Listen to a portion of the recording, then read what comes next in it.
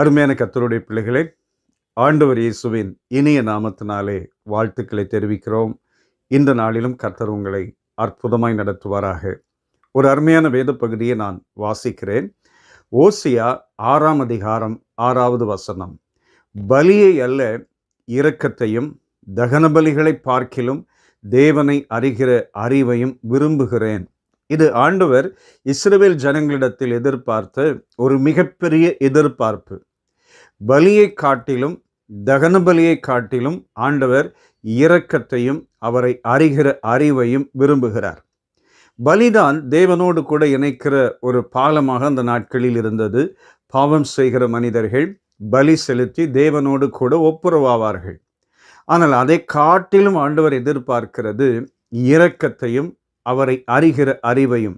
இது இந்த நாட்களிலே நம்முடைய வாழ்க்கைக்கு மிகவும் பொருத்தமான ஒரு தேவனுடைய வசனம். நம்ம அநேக நேரங்களிலே காணிக்கை கொடுத்தோ அல்லது ஏதையாகிலும் செய்தோ தேவனை திருப்திப்படுத்தி விடலாம் என்று சொல்லி நினைப்போம். என்கிட்ட சிலர் சொல்லுவாங்க, பிரதர் நான் இன்னாருக்கு காணிக்கை கொடுத்துருக்கிறேன், அவங்க எங்களுக்காக ஜெபம் பண்ணுவாங்க. ஆனால் அவங்க கர்த்தரை தேடுகிறதையோ வேதத்தை வாசிக்கிறதையோ தேவனுக்காக தேவன் எதிர்பார்க்கிற அந்த காரியத்தை செய்கிறதையோ செய்ய மாட்டாங்க. பலியை செலுத்தி காணிக்கை செலுத்தி எதையாகிலும் செய்து தேவனை திருப்திப்படுத்தி வாழ்ந்து விடலாம் என்று நினைக்கிற போது ஆண்டவர் எதிர்பார்க்கிறது அவரை அறிகிற அறிவை எதிர்பார்க்கிறார். பாருங்கள், எத்தனையோ பரிசுத்தவான்கள் தங்களுடைய வாழ்க்கையிலே தேவனை அறிகிற அறிவையும் அது மாத்திரமல்ல இரக்கத்தையும் தங்களுடைய வாழ்க்கையில் ஒரு அடிப்படையாக வைத்திருந்தார்கள். அப்போஸ்தலனாகிய பவுல் பிலிப்பியர் 3ஆம் அதிகாரம் 8வது வசனத்திலே சொல்வார், நான் அவரை அறிகிற அறிவின் மேன்மைக்காக எல்லாவற்றையும் நஷ்டம் என்று எண்ணிக்கொண்டிருக்கிறேன் என்று சொல்லுவார். எபேசு சபைக்கு ஒரு ஆலோசனை கொடுப்பார். எபேசியர் 1ஆம் அதிகாரம் 17வது வசனத்திலே, நம்முடைய கர்த்தராகிய இயேசு கிறிஸ்துவின் தேவனும் மகிமையின் பிதாவுமானவர் தம்மை நீங்கள் அறிந்து கொள்வதற்கான ஞானத்தையும் தெளிவையும் அளிக்கிற ஆவியை உங்களுக்கு தந்தருள வேண்டும் என்று மன்றாடுகிறேன் என்று சொல்லுவார். அவரை அறிகிற அறிவை தான் இந்த நாட்களிலே ஆண்டவர் எதிர்பார்க்கிறார்.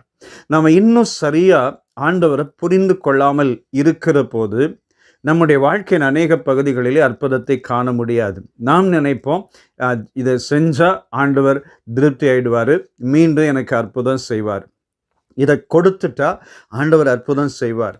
இல்லவே இல்லை. நம்முடைய தனிப்பட்ட வாழ்க்கையிலே தேவனோடு உள்ள உறவு தான் நம்மை ஆசீர்வதிக்கும், நம்மை உயர்த்த ஆரம்பிக்கும். நம்முடைய எதிர்கால வாழ்க்கையாகி நித்திய ஜீவனும் நமக்கு கிடைக்கும். ஆக தேவனை அறிகிற அறிவை அந்த நாட்களிலே நம்முடைய ஜீவியத்திலே கொண்டு வருவோம்.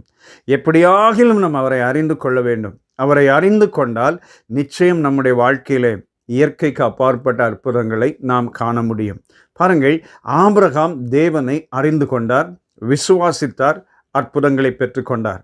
அவரை தேவனை நன்றாய் புரிந்திருந்தார். அவர் நன்றாய் தேவனை புரிந்திருந்தபடியினால் தன்னுடைய வாழ்க்கையின் சூழ்நிலைகள் கடினமாக இருந்த போதும் இல்லாத போதும் விசுவாசித்து அற்புதங்களை பெற்றுக்கொண்டார். மோசேயும் கூட தேவனை ஆழமாய் புரிந்து கொண்டு அவரை அறிந்தபடியினாலே செங்கடலுக்கு முன்பாக நிற்கும் போதும் கூட கர்த்தர் வழியை திறப்பார் என்று விசுவாசித்து அவர் அறிக்கை சொல்கிறார். கர்த்தர் உங்களுக்கு செய்யும் ரட்சிப்பை பாருங்கள், இன்று காண்கிற எகிப்தியரை நீங்கள் என்றைக்கும் காண மாட்டீர்கள் என்று சொல்கிறார். ஆக தேவனை அறிந்து கொண்டால் நம்முடைய வாழ்க்கையிலே நாம் சோர்ந்து போக மாட்டோம். இந்த காலை நேரத்திலே சகோதரா சகோதரி, நாம் ஒன்று செய்ய வேண்டும்.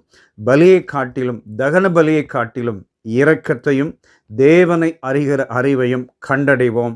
அவரை இன்னும் அறிந்து கொள்ள முயற்சி செய்வோம்.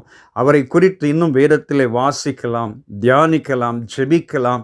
நிச்சயமாய் அதை பார்க்கிற ஆண்டவர் தம்மை நமக்கு வெளிப்படுத்துவார். வெளிப்படுத்துகிறது மாத்திரமல்ல, நமக்குள்ளாய் நம்மை சுற்றிலுமாய் அற்புதங்களை கொண்டு வருவார். இந்த நாள் உங்களுக்கு ஆசீர்வாதமாய் இருப்பதாக உங்களுக்காக நான் ஜெபிக்கிறேன். வல்லமையுள்ள பிதாவே, எங்கள் தேவனாகிய கர்த்தாவே, உம்மை அறிகிற அறிவை எங்களுக்கு தாரும். நாங்கள் இந்த உலகத்தில் இரக்கம் செய்து ஆண்டவரே உம்மோடு கூட நெருங்கி ஜீவிக்க எங்களுக்கு கிருபை தாருவீராக. இதை பார்க்கிற நம்முடைய பிள்ளைகளையும் ஆசீர்வதியும். இயேசு இரட்சகர் நாமத்தில் வேண்டிக் கொள்கிறோம் பிதாவே. ஆமென், ஆமென். God bless you. Amen.